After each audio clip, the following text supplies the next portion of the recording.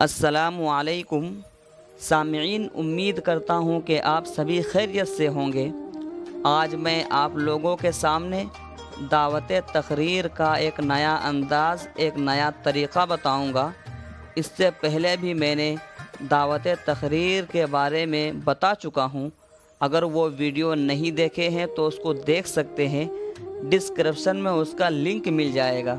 تو سامعین، ویڈیو شروع کرنے سے پہلے میں یہ کہنا چاہتا ہوں کہ اگر آپ ہمارے چینل پر نئے ہیں تو ہمارے چینل کو سبسکرائب کر لیں اور ساتھ ہی ساتھ بیل آئیکن کو بھی کلک کر لیں تاکہ ہر ویڈیو کی نوٹیفیکیشن سب سے پہلے آپ تک پہنچے۔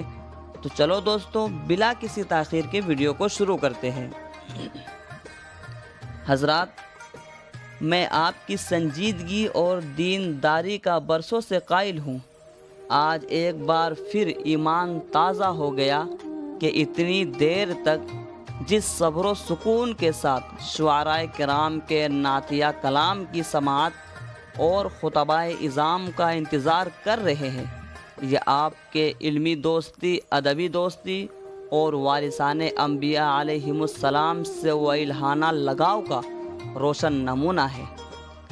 یہ آپ کے دینی جذبات اور عشق رسول کا ثمرہ ہے کہ چاروں طرف پھیلی ہوئی گمراہی کے دبیز بادلوں کو ناپید کرنے کے لیے دور دراز سے علماء ربانی تشریف لا رہے ہیں۔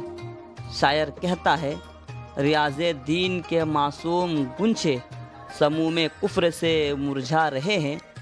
ریاض دین کے معصوم گنچھے سموم کفر سے مرجھا رہے ہیں، انہی کو تازگی دینے کی خاطر یہ وارث انبیاء کے آ رہے ہیں۔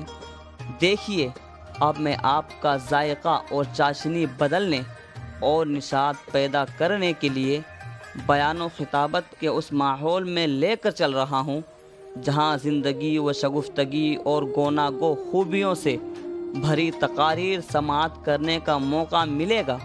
لہٰذا آئیے اسی کے ساتھ مقرر شعلہ بیاں خطیب ذیشاں حضرت علامہ و مولانا محمد وصی اللہ صاحب دامت برکاتہم کو اس شعر کے ساتھ دعوت اسٹیج دوں۔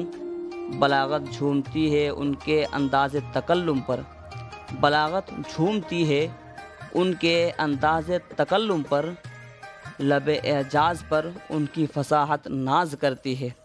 سامعین، امید کرتا ہوں کہ ویڈیو پسند آئی ہوگی تو لائک کریں اور اپنے دوستوں سے شیئر کریں، اور اگر کچھ پوچھنا ہو تو کمنٹس کریں، میں انشاءاللہ اس کا جواب ضرور دوں گا۔